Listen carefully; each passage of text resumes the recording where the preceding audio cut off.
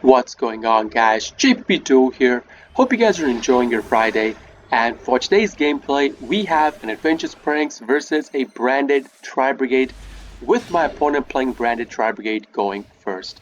Now, once again, before the game begins, yes, I am playing like a watered down version of my 45 cards deck list for this video. It's a 42 cards deck list that I am playing currently. Yes, I did switch out some cards here and there depending on what I face when I am streaming that day. So yesterday's stream was a Despia heavy stream, so I did switch out certain cards. I took out Drew and Lock for a DD Crow. If you face up against Flu more often, you might want to put the Drool back in. And also, I wanted to boost up the consistency of me drawing into Prankies because on yesterday's stream, I did brick pretty often. So I did water down my 45 card deck list to a 42 card deck list. With that being said, let's get on with today's replay. My opponent starts off his turn by activating Rescue Cat, to which I activate my Ash Blossom once the Rescue Cat does activate its effect. Now over here, guys, if you are in a situation like this ever, where you have both Maxi and Ash Blossom in your hand, and your opponent does Call by the Grave or cross out your Ash Blossom once you do activate Ash Blossom first, let it resolve and then maxi your opponent, okay? Do not ever chain your Maxi and Ash Blossom in the same chain, because if your opponent has Ash Blossom in their hand and you chain Maxi to the same chain as you are negating your opponent's Ash Blossom, they could still Ash Blossom your Maxi, negate your Maxi, and then you will be left with no hand traps. What you want to do is that you want to let this resolve. You want to let the Ash Blossom negate resolve, and after it resolves, start a new chain to maxi your opponent. Yes, you would miss out on a card draw, but at least your maxi resolves, because if your opponent has a Ash Blossom in his hand to negate your maxi, they will not be able to do it because they negated your Ash Blossom as well. So keep that in mind. Pretty important thing. Do not mess up on that play. With that, in this specific scenario, my Ash Blossom does resolve. The opponent sets down 2 cards, passes his turn over. Good for us, we have full combo in our hand. I'm thinking, with this much gas in my hand, maybe I could kill my opponent this turn itself. It's not possible. I would be missing, well actually no, I would be missing quite a bit of damage, but that's okay. So I normal out my Roxy's, try to go into my combo. I was hoping the opponent to not have Ash Blossom, but apparently he did. So you see what I mean? If he had a crossout or Call by the Grave in his hand, and you chained your Maxi to the same chain, your opponent would have been able to Ash Blossom your Maxi and he would have gone this turn completely. So do keep that in mind. My own first graveyard activation gets Ash Blossomed.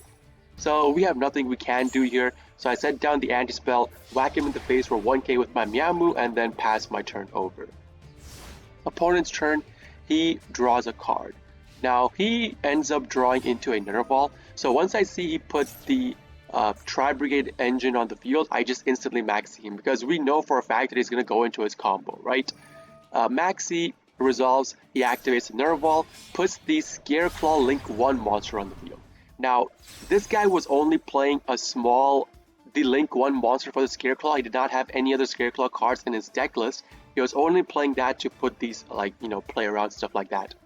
So with that, he goes into Verte Anaconda, and with this Verte Anaconda, you guys know what's about to happen. Since he did search for the Mirror Courier, he's going to go into Mirror Jade.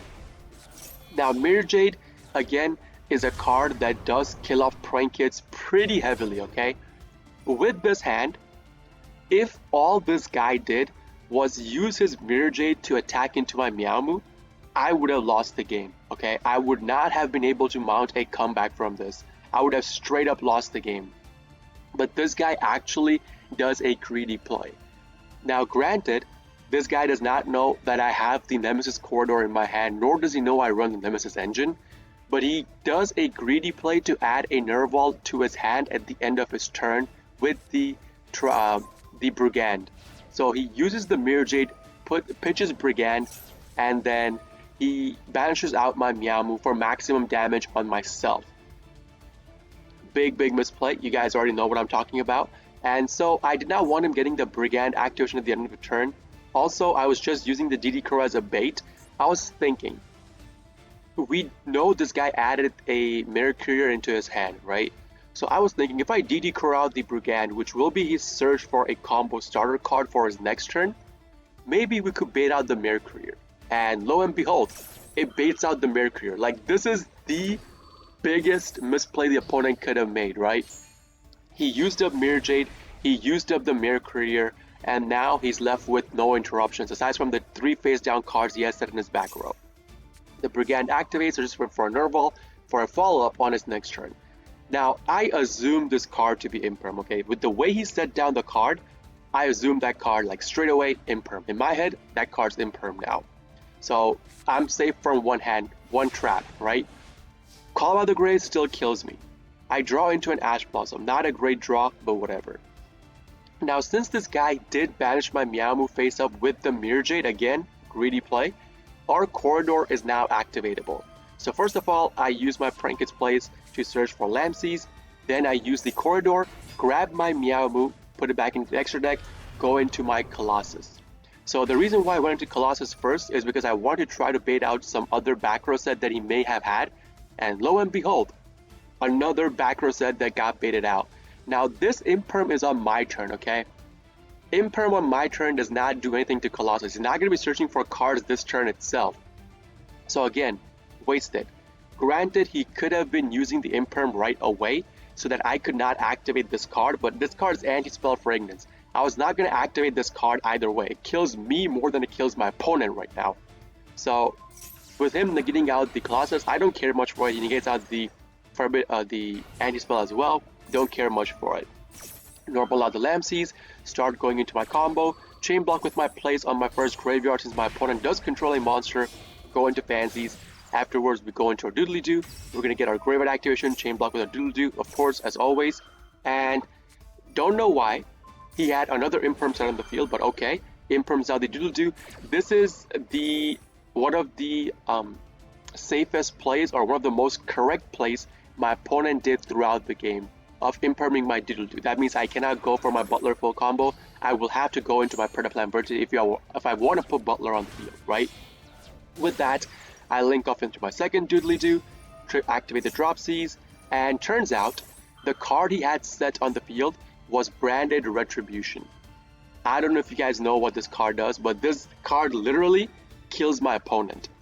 This card reads, when a spell trap card or monster effect is activated that includes an effect that special summons a monster, return that to the extra deck one face-up fusion monster you control or 2 fusion monsters in your graveyard that mentions Fallen of Abaz as material, and if you do, negate the activation if you do destroy that card, right? Let's check his graveyard. Does he have 2 fusion monsters in the graveyard that does mention Fallen of Abaz? No, he only has 1 in the graveyard, right?